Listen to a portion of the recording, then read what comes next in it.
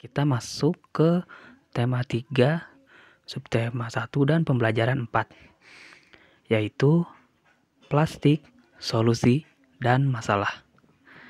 Ya, mari kita mulai pembelajaran hari ini dengan membaca basmalah bersama-sama. Bismillahirrahmanirrahim. Ya, kegiatan pertama kita mulai dengan membaca. Ya, adik-adik bisa membuka buku tema halaman 32. Ya, perhatikan benda-benda yang ada di rumahmu. Sebutkan benda-benda yang terbuat dari plastik. Ya, ternyata sangat banyak sekali alat rumah tangga atau benda-benda yang di sekitar kita, yaitu yang di rumah, yang terbuat dari plastik. Contohnya, mulai dari ember, gayung, bahkan kantong kemasan botol, air minum juga itu termasuk bahan-bahan yang terbuat dari plastik. Ya, sekarang ini banyak sekali benda-benda yang berbahan dasar plastik. Ya, mengapa? Karena plastik itu murah dan tahan lama. Bahan dari plastik pun tidak dapat menyerap air atau tidak dapat tembus air. Plastik pun mudah dibentuk dan juga ringan. Oleh karena itu, plastik dapat dibuat menjadi berbagai benda. Ya, sebagaimana kita ketahui, plastik memberikan banyak manfaat. Akan tetapi, plastik juga dapat menimbulkan masalah loh. Plastik itu membutuhkan waktu yang sangat lama untuk terurai secara alami. Ya, contohnya, ya, di sini ada beberapa benda termasuk dalam plastik yang sangat lama sekali terurai. Yang pertama ada kertas. Kertas itu sangat lama sekali untuk terurainya. Bahkan sampai 2 atau 5 bulan baru bisa terurai.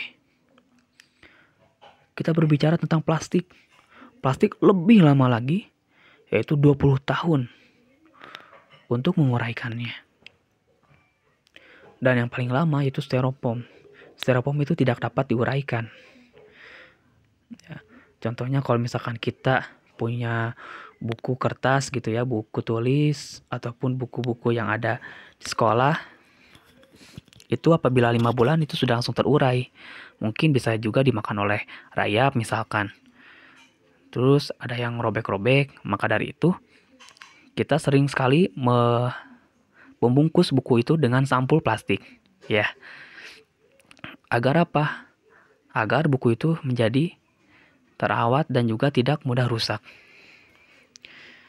Ya, barang-barang tersebut yang tadi Bapak sebutkan seperti ember, ya, gayung, yang kresek-kresek, botol minuman, itu yang terbuat dari plastik terurainya sampai 20 tahun. Ya, misalkan kita sudah membeli botol minuman, aqua gelas misalkan, lalu kita diamkan selama 20 tahun. Nah, maka aqua gelas tersebut akan terurai dengan secara alami.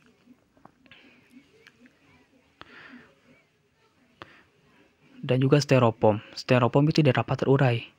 Maka dari itu apabila adik-adik memiliki atau membeli barang yang terbuat dari styrofoam, itu akan cepat dan juga tidak mudah terurai karena harus dilapisi oleh plastik. Ya. Selanjutnya, bagaimana sih untuk mengurangi sampah plastik? Ya, untuk mengurangi sampah plastik dapat dilakukan dengan 3 cara, yaitu dengan 3R. Apa ya 3R? Yaitu reduce, reuse, dan recycle. Apa itu reduce? Ya, reduce adalah mengurangi penggunaan plastik. Ya, contohnya, ketika kita berbelanja membawa tas belanja sendiri, itu sama dengan kita mengurangi sampah plastik. Ya, ketika kita ingin jajan, misalkan jajan es, ya, jajan minuman, ya itu sebaiknya kita menggunakan botol minuman sendiri, ya, seperti Tupperware ataupun yang lainnya, sehingga kita tidak menggunakan plastik yang disediakan oleh si tukang dagang tersebut. Ataupun saat ibu kita belanja ke minimarket, ke swalayan, ya, itu sebaiknya kita menggunakan tas goodie bag, ya. Karena apa? Itu kita bisa lakukan setiap hari dan juga tidak mudah untuk dibawa juga gitu kan. Kalau misalkan menggunakan goodie bag itu kita akan setiap hari pun bisa diganti-ganti gitu kan. Kalau misalkan menggunakan plastik itu hanya sekali saja, ya. Mulai dari sekarang kita lakukan hal tersebut, ya, berbelanja menggunakan goodie bag tanpa menggunakan plastik dan juga menggunakan alat-alat yang lainnya. Yang kedua yaitu reuse. Apa itu reuse? Reuse adalah memanfaatkan kembali sampah plastik. Misalnya, sampah kemasan botol minuman itu digunakan untuk membuat pot bunga. Ya, setelah kita membeli botol minuman seperti Aqua misalkan ataupun yang lain halnya. Nah, botol-botol tersebut itu bisa kita olah menjadi barang-barang yang bisa dapat berguna untuk kita juga. Contohnya botol tersebut digunting lalu dibuat menjadi pot bunga. Atau bisa juga botol aqua tersebut digunting lalu dihias-hias untuk menjadi tempat pensil misalkan. Atau bisa juga botol tersebut kita eratkan dan kita bolongi dan sehingga menjadi celengan. Nah, itu merupakan reuse, ya. Yaitu memanfaatkan kembali sampah plastik. Lalu yang ketiga yaitu recycle. Apa itu recycle? Recycle adalah daur ulang sampah plastik. Recycle ini biasanya dilakukan di pabrik-pabrik. Contohnya barang yang pernah di recycle yaitu kemasan-kemasan deterjen. Ya, misalkan adik-adik melihat orang tua adik-adik itu saat mencuci menggunakan deterjen gitu ya. Terus menggunakan bahan-bahan ya kemasan-kemasan seperti jajanan gitu kan. Kalau kita jajan nih ke warung gitu kan, beli ciki ataupun beli apa snack. Nah, kemasan-kemasan plastik tersebut itu bisa kita olah juga. Ya, biasanya di pabrik-pabrik itu langsung dibuat menjadi kerajinan. Misalkan seperti tas plastik gitu ya. Menjadi kerajinan-kerajinan yang sangat-sangat unik. Itu yang dinamakan recycle. Ya, langkah selanjutnya yaitu kita memilih sampah. Ya, mulai dari sekarang kita harus bisa memilih sampah. Mana yang termasuk sampah plastik, mana yang termasuk sampah-sampah yang terbuat dari gelas, mana sampah-sampah organik. Sampah organik itu sampah yang tidak bisa didaur ulang. Contohnya seperti sampah sayuran gitu ya. Nah, itu termasuk sampah organik. Lalu ada pemilihan sampah-sampah paper misalkan seperti kertas-kertas yang sudah tidak terpakai. Itu dipisahkan.